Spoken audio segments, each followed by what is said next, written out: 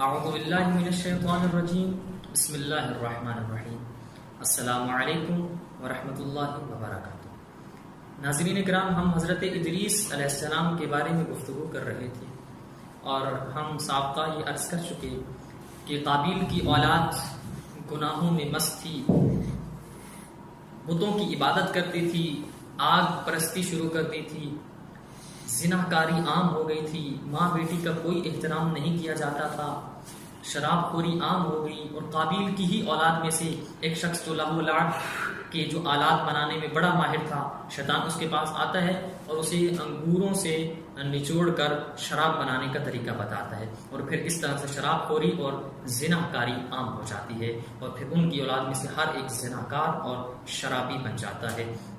اور پھر جناب حضرت ادریس کے جو والد تھے جناب یرد کے زمانے میں جو حضرت آدم نے وصیت کی تھی، اس وصیت نامے کو توڑ کر حضرت شیس کی اولاد میں سے کچھ لوگ کوہ ابو قبیس سے اتر کر جناب قابیل کی اولاد کے ساتھ مل جاتے ہیں اور انہی کی طرح گناہوں میں مست ہو جاتے ہیں۔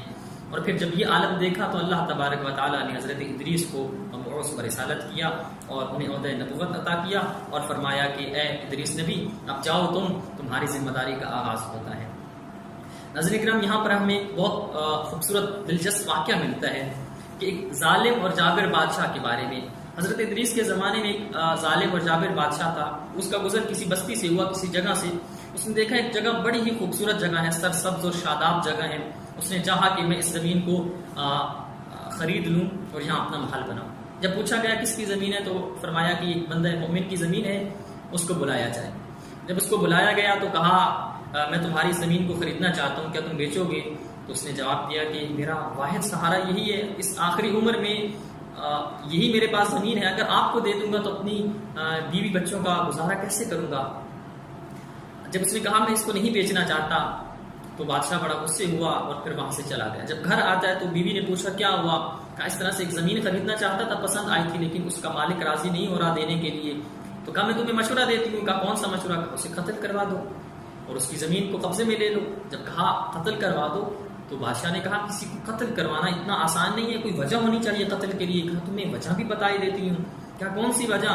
کہا تم 40 لوگوں کو اس کے خلاف گواہی پر آمادہ کرو کہ اس کے خلاف گواہی دیں اور یہ کہیں کہ یہ بادشاہ کے دین کے برخلاف ہو گیا ہے اور بادشاہ کے خلاف اقدام کرنا چاہتا ہے، اس سے بغاوت کرنا چاہتا ہے۔ اور اس طرح سے 40 لوگوں نے اس کے خلاف گواہی دی اور اس بندہ مومن کو قتل کر دیا گیا اور اس کی زمین کو بادشاہ نے غصب کر دیا۔ جب اس کو قتل کیا گیا تو پروردگار عالم ذات رب العزت جلال میں آئی اور وحی کی، اے میرے ادریس نبی جاؤ اس بادشاہ کو بتا دو، اس نے اپنے اقتدار اور بادشاہت کے غرور اور تکبر میں آ کے میرے بندہ مومن کا قتل کر دیا اور اس کی زمین پر قبضہ کر لیا۔ اس کو بتا دو جا کر کہ خدا کہہ رہا ہے میں تم سے وعدہ کرتا ہوں کہ تمہارے اس بادشاہت کو ختم کر دوں گا، تمہاری حکومت اور اس انانیت کو نیست و نابود کر دوں گا، اور تمہاری یہ عورت بیوی جس نے تمہیں مشورہ دیا ہے اس کے جسم کے ٹکڑے کتے کھائیں گے۔ حضرت ادریس آتے ہیں اور اللہ کا پیغام جب اس تک پہنچاتے ہیں بادشاہ تک تو وہ بڑا غصے ہوتا ہے اور کہتا ہے نکل جاؤ یہاں سے، میں تمہیں قتل کروا دوں گا۔ پھر حضرت ادریس واپس آتے ہیں تو اللہ کا یہ حکم آتا ہے کہ میرے ادریس نبی آپ اس ملک سے ہجرت کر کے چلے جائیں، آپ کی جان کو خطرہ ہے۔ پھر حضرت ادریس جب ہجرت کر کے جاتے ہیں تو ہجرت کر کے وہاں سے جیسے نکلنے لگتے ہیں تو دعا کرتے ہیں پروردگار کی طرف، کہتے ہیں پروردگارا میں نے تو تیرا حکم پہنچایا، تیرے حکم پر عمل کیا، دیکھو میرے ساتھ کیسا سلوک کیا گیا ہے۔ تو پروردگار کی آواز آئی ہے میرے ادریس نبی گھبراؤ نہیں، پریشان نہ ہو، اس ظالم اور جابر بادشاہ کا معاملہ مجھ پر چھوڑ دو، وہ یقیناً سخت عذاب کا مستحق ہے اور اس کو ضرور عذاب دوں گا۔ اور پھر اس کے بعد حضرت ادریس نے فرمایا پروردگارا میں تم سے کچھ مانگنا چاہتا ہوں۔ تو آواز رب العزت آئی ہے میرے ادریس نبی بولو کیا مانگنا چاہتے ہو، کیا چاہتے ہو مجھ سے؟ تو حضرت ادریس کہتے ہیں پروردگارا تم سے دعا کر رہا ہوں کہ اس وقت تک بارش نہ برسانا ان لوگوں پر جب تک میں دعا نہ کروں۔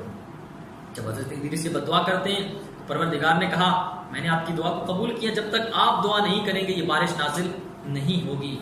اس کے بعد حضرت ادریس چلے گئے اور ایک پہاڑ پر عبادت کیا کرتے تھے، سارا دن روزہ رکھتے تھے، عبادت کرتے تھے۔ شام کے وقت فرشتہ آتا تھا ان کے لیے کھانا لاتا تھا اور آپ شام کے وقت افطاری کیا کرتے تھے۔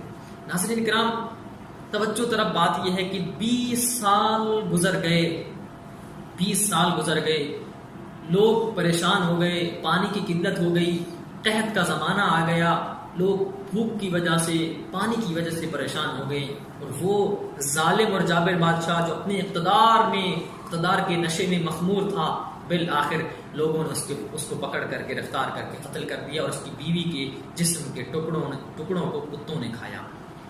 ناظرین کرام ہمیں غور کرنا چاہیے کہ انسان کو اقتدار ملتا ہے نا، تو شاید انسان اقتدار کے نشے میں آ کر ظلم کرتا ہے، حق کی بات نہیں کرتا، اور اللہ کو بھلا بیٹھتا ہے، اور یہ نہیں سوچتا کہ یہ اقتدار تو عارضی ہے، فانی ہے، یہ تو اللہ کی طرف سے ہے، وہ واپس لینا چاہے تو لے سکتا ہے۔ لیکن انسان ظلم کرتا ہے، اور پھر انتہا یہ ہوتی ہے کہ ظلم جب اپنی انتہا کو پہنچتا ہے پھر ظلم ختم ہو جاتا ہے، ظلم مٹ جاتا ہے، اس لیے کہ یہ اقتدار تو اللہ کا ہے، اور اللہ قیامت میں یہ سوال کرے گا، تم جو اپنی بادشاہت پر فخر کرتے تھے، آؤ دیکھو تو صحیح آج کس کی حکومت میں، آج کس کا اقتدار ہے۔ ناظرین کرام پھر اس کے بعد وہ لوگ بے حال ہو جاتے ہیں، پھر اللہ کی طرف رجوع کرتے ہیں اور توبہ کرتے ہیں، پروردگار ہم سے گناہ ہو گیا، ہمیں معاف کر دے، پھٹا پرانا لباس پہن کے آئے ہیں۔ کتنے بڑے گناہ گار تھے ناظرین کرام، خدا کتنا کریم ہے، جب وہ آتے ہیں نا اتنے عرصے بعد گناہ کر کے بھی توبہ کرنے کے لیے آئے نا، تو اللہ نے کہا گناہ گار صحیح ہے تو میرے بندے۔ خدا کی رحمت جب جوش میں آئی، ادریس نبی کی طرف جو فرشتہ جایا کرتا تھا کھانا لے کر، کہا اللہ نے حکم دیا کہ اس فرشتے کو، فرشتہ کہتا ہے حضرت ادریس نبی سے کہ اللہ تبارک و تعالیٰ کا یہ حکم ہے کہ وہ میرے بندے توبہ کر رہے ہیں اور مجھ سے معافی طلب کر رہے ہیں، میں انہیں معاف کرنا چاہتا ہوں، میری رحمت جوش میں آ گئی ہے، بس میری رحمت رکی ہوئی ہے اس بات پر کہ ادریس نبی دعا کرے، کہ میں نے تم سے وعدہ کیا تھا جب تک تو دعا نہیں کرے گا میں بارش نازل نہیں کروں گا۔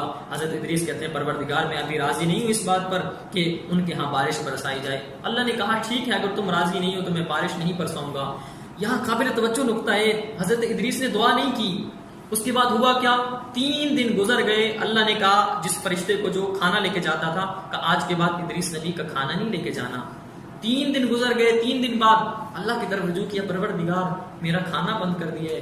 آواز رب العزت آئی، اے میرے ادریس نبی تو نے میرے بندوں کے حق میں دعا نہیں کی نا، ان کے لیے بارش نازل نہیں، میرے بندے پیاسے ہیں، تو نے ان کے لیے دعا نہیں کی، میں نے تیرا کھانا بند کر دیا ہے، اب تو اپنے کھانے کا بندوبست خود کر۔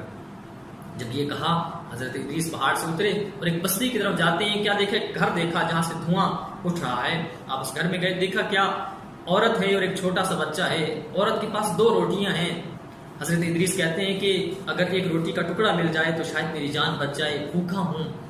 حضرت ادریس جب وہاں پہنچے تو اس عورت نے کہا ایک میری روٹی ہے اور ایک میرے بیٹے کی ہے، اگر تمہیں دے دوں گی تو ہم کیا کریں گے؟ کہا اپنا حصہ تم کھا لو، اپنے بیٹے کے حصے میں سے آدھا مجھے دے دو، آدھا اس کو دے دو۔ آدھا جب حضرت ادریس کو دیا اور جب آدھا رہ گیا تو یہ حالت دیکھ کے اس کا بیٹا وہیں پر مر جاتا ہے بھوک اور پیاس کی وجہ سے۔ جب یہ منظر دیکھا تو اس وقت وہ مومنہ کہتی ہے ہمارا حال تو پہلے ہی خراب تھا، حضرت ادریس نبی نے بد دعا کی تھی، ہم ان کو ڈھونڈ رہے ہیں، وہ ہمیں کہیں سے مل نہیں رہے، شاید کہ ہمارے حال میں بہتری آ سکے، وہ دعا کریں گے تو تب ہوگا، اب میرا بیٹا بھی تیری وجہ سے مر گیا ہے۔ تو کہا گھبراؤ نہیں، پریشان نہ ہو، میں اللہ کا نبی ادریس ہوں، تمہارے بیٹے کے لیے دعا کرتا ہوں۔ پھر دعا کی، اس کا بیٹا دوبارہ سے زندہ ہوا، وہ مومنہ چلاتی ہوئی اس بستی میں چلی گئی اور کہا اے اللہ کے بندوں، تم جس ادریس کو ڈھونڈ رہے تھے وہ ادریس چل کر میرے پاس آ گیا۔ حضرت ادریس جب آئے سب لوگ اکٹھے ہو گئے، کہا ہمارے لیے دعا کیجیے تاکہ اللہ ہم سے یہ عذاب ہٹا دے۔ تو حضرت ادریس نے کہا ابھی تک نہیں کروں، ابھی دعا نہیں کروں گا، جاؤ وہ جو ظالم اور جابر بادشاہ اس کو بلا کر لاؤ۔ وہ جو ایک بادشاہ قتل ہو گیا تھا اس کی جگہ ایک دوسرا ظالم جابر بادشاہ آ گیا تھا۔ جب کہا کہ اس کو پیدل لے کے آؤ تو وہ کہتا ہے کہ میں پیدل نہیں آؤں گا، یہ میرے شان کے خلاف ہے، بلکہ اس نے اپنے 40 لوگوں کو بھیجا کہ جاؤ ادریس کو قید کر کے لے آؤ۔ جب وہ 40 لوگ آئے تو حضرت ادریس نے بد دعا کی تو وہ 40 لوگ بھی مر گئے۔ پھر بالآخر اس کو پیدل گھسیٹ کر لایا گیا، وہ بادشاہ جو اپنے غرور و تکبر میں تھا سب کے سامنے لایا گیا، اور اس وقت حضرت ادریس نے اپنے دست دعا کو بلند کیا اور کہا پروردگارا ان پر بارش برسا۔ اور حضرت ادریس نے جب دعا کی وہ رحمت خدا جو پہلے سے تیار تھی کہ میرے بندے مجھ سے مانگ چکے ہیں، رحمت خدا جوش میں آئی اور پھر اس کے بعد بارش نازل ہو گئی۔ ناظرین کرام، ہمیں اس واقعے سے سبق ملتا ہے کہ جب انسان کسی پر ظلم کرتا ہے اور ظلم انتہا کو پہنچ جاتا ہے تو پھر اللہ تبارک و تعالیٰ بھی اپنے بندوں سے ناراض ہو جاتا ہے، لیکن کریم اتنا ہے کہ جتنے مرضی گناہ کر لو، جب سچی نیت کے ساتھ اس کو پکارو گے نا، اس کی بارگاہ میں جاؤ گے، ایک دفعہ کہو گے پروردگارا غلطی ہو گئی، مجھے معاف کر دے، وہ کہتا ہے لبیک یا عبدی، او میرا بندہ تو نے آنے میں دیر کی ہے، میں تو کب سے تیری راہ دیکھ رہا تھا، میں تو کب سے تیرا انتظار کر رہا تھا۔ خدا سے دعا کرتے ہیں کہ ہمیں انبیاء اور ائمہ مسلمین کی سیرت طیبہ پر چلنے کی توفیق عطا فرمائے۔ ہمارا یہ سلسلہ گفتگو جاری رہے گا۔